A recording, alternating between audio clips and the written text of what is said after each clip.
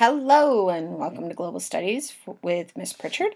This video is for Global 1 students. It is going to cover ancient Greece, or the legacy of the first democracy.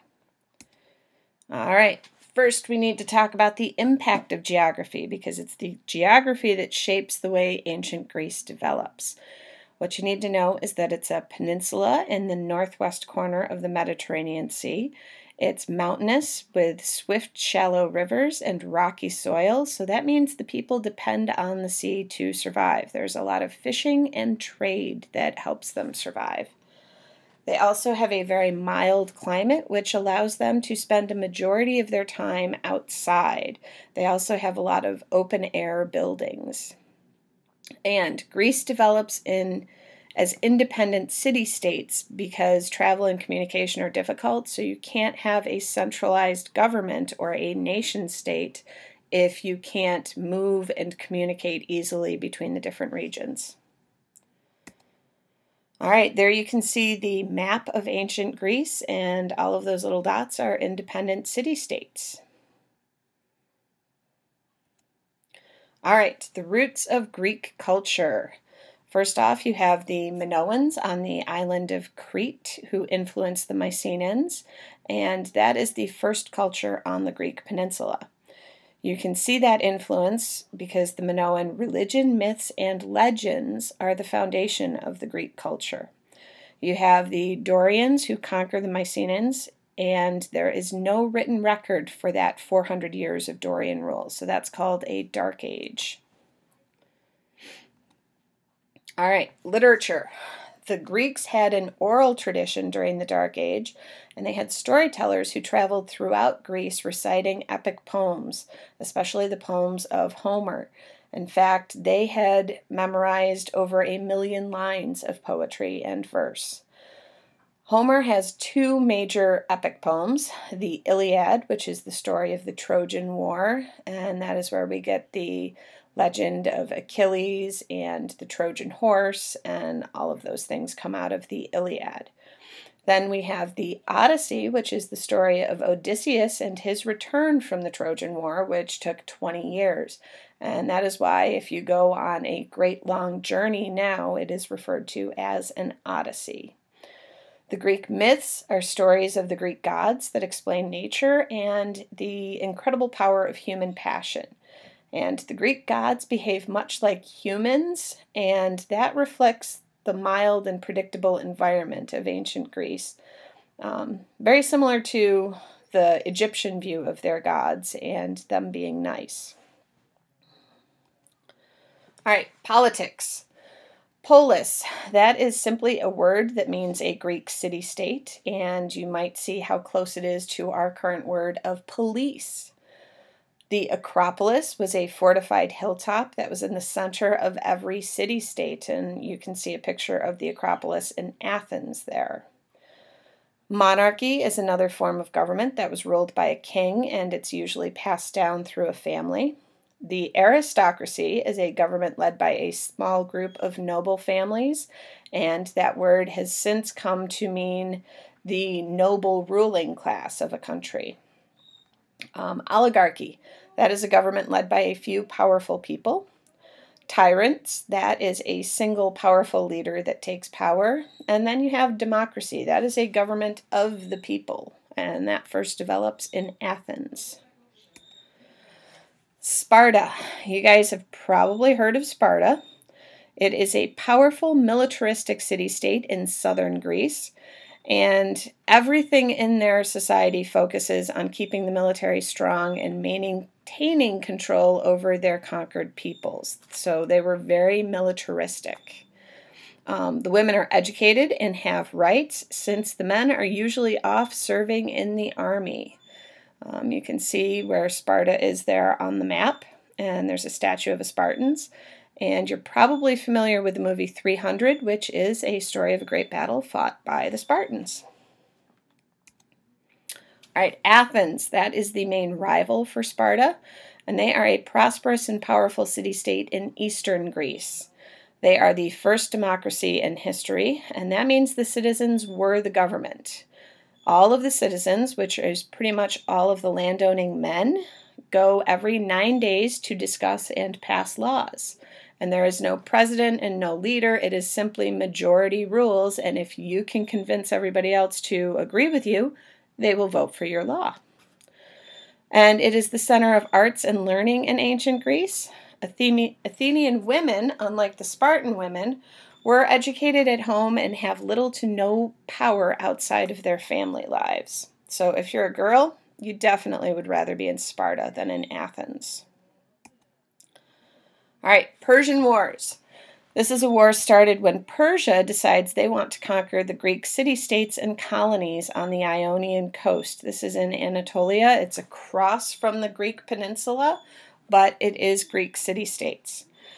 Now, the phalanx formation is what allows the smaller Greek armies to defeat the Persian army. Another key there is that if you were in the Greek army, you were choosing to fight and defend your nation or your city-state, whereas the Persian army, those soldiers are ordered by the emperor to fight. So think about, which do you work harder for, something you choose to do or something you're told you have to do?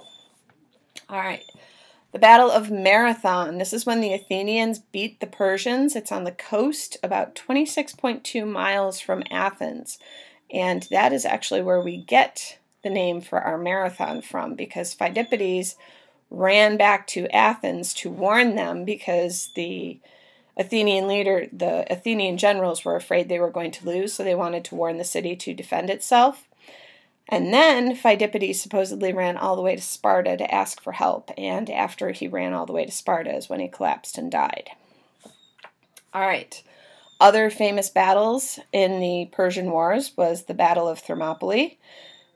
Now, knowing that they were going to lose, 300 Spartans decide to defend a mountain pass, and they allow the 2,700 other Greeks to retreat and survive and hopefully meet up with the rest of the Greek armies to fight the Persians. Now, the Persians were expecting to march right through that pass, but those 300 Spartans held on for 3 days, delaying them enough that the Greeks do eventually come back and defeat them. All right, and then you have the Battle of Salamis, where the Greeks lure the Persian fleet into an ambush and manage to sink and defeat them. And you can see that that got cut off there, so you just need to know that the Battle of Salamis, the Greeks lure the Persians into a trap. All right, the Peloponnesian War. This is where it's going to go very badly for ancient Greece. It's a war between Athens and Sparta for dominance. And it's proposed by the Athenian leader Pericles because he figures Athens can't lose. They have a navy, they have lots of colonies to supply their city. The Spartans only have an army, and they're never going to give the Spartans a land battle, so they can't lose. However, Athens does lose the war because a plague ravages the city because everybody is brought in behind the city walls. And in that plague, Pericles is one of the ones who dies. And then the Persians, seeing a way to strike back a little, give the Spartans a navy. Athens is forced to surrender in 399 BC, and this is pretty much the end of the Golden Age in Greece. All right, philosophy. This is probably one of the main contributions to our way of life from ancient Greece. And philosophy is a way of thinking. It's the way you view the world, how you view things. So an example of that is always look for the positive.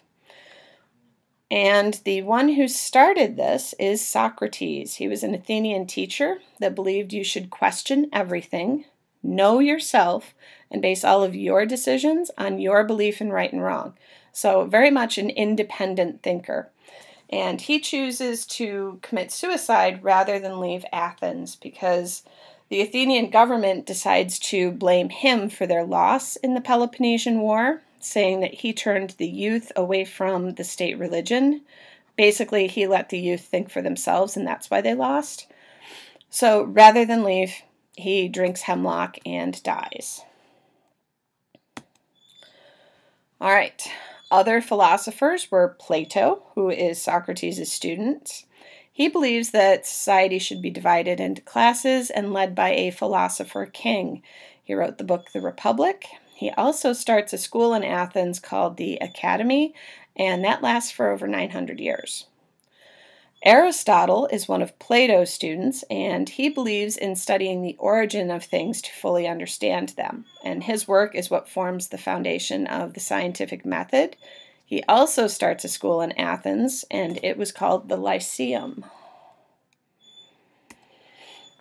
All right, another thing we get from ancient Greece is the Olympics. The Olympics were athletic competition to honor the gods, and the athletes were competing for honor and glory. There was no money involved. The other cool thing was that any citizen could compete. Now remember, citizens were land-owning men. And all of the city-states would send athletes, and all of the wars that were going on would be put on pause while the Olympics were going on. And that is what allowed the competition to go on. So that shows that they valued the competition and honoring the gods and achievement over their differences with each other. All right, Alexander the Great. The Peloponnesian Wars had weakened the Greek city-states, and this is what allows King Philip II of Macedonia, which is a kingdom north of Greece, to gain power. And unfortunately, he is murdered, and this is when his 20-year-old son Alexander becomes king. And you might want to do a little research into the assassination of King Philip II, because there's a lot of theories that it was actually Alexander's mother that killed him, or maybe it was the enemies, but either way, he is murdered at his daughter's wedding. So it's an interesting story you should look into. All right, over the next 12 years, Alexander conquers an empire that stretches from Macedonia south to Egypt and east to India. It is the largest empire in the ancient world. Unfortunately, Alexander dies of illness at the age of 32, and since he hadn't established how the empire was to be governed, it falls apart soon after that. All right, Hellenistic culture. This is probably the greatest impact of ancient Greece and Alexander the Great put together. Hellenistic culture is the mix of Greek, Egyptian, Persian, and Indian culture that develops within Alexander's empire and then spreads out from there. There is a lot of astronomy. It's the Hellenistic scholars that preserve the work of the Greeks and the Egyptians that form the foundation of astronomy even to this day. Math. We got Euclidean geometry, and Archimedes calculates the value of pi. So there's a lot of impact in math. And sculpture. The Hellenistic sculptors were focused more on realism and nature, unlike the idealized works of the ancient Greek artists.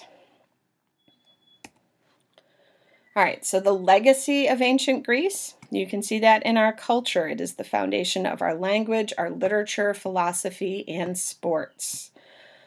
You can see it in the arts, in the poetry, drama, and architecture that we have, science, technology, and math. And I'd like to point out we have engineering from this as well. So basically, STEM high school is one of the results of ancient Greece. And government, democracy. We wouldn't have that without the ancient Greeks. So make sure you show me your notes and you get credit for them.